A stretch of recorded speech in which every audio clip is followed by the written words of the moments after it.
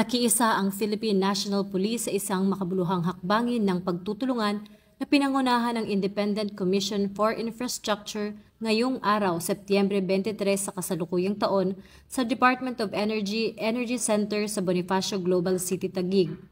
Layunin ng pagtitipong ito na palakasin ang ugnayan ng mga institusyon para tiyakin ang transparency at accountability sa mga proyektong pang-imprastruktura ng pamahalaan sa buong bansa. Kabilang sa mga katuwang ng ICI sa inisyatibong ito ang Integrated Bar of the Philippines at iba pang organisasyon mula sa gobyerno at pribadong sektor.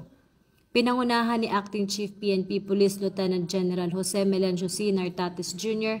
ang delegasyon ng PNP sa nasabing aktibidad.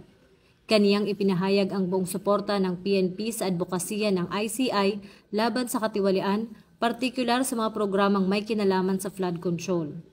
Ang aktibong partisipasyon ng PNP sa inisyatibang ito ay patunay ng kanilang matibay na paninindigan para sa mabuting pamamahala. Ipinapakita nito ang kahandaan ng organisasyon na makipagtulungan sa iba pang institusyon upang masiguro na ang mga proyektong infrastruktura ay naisasagawa ng tapat, epektibo at tunay para sa kapakanan ng sambayanang Pilipino.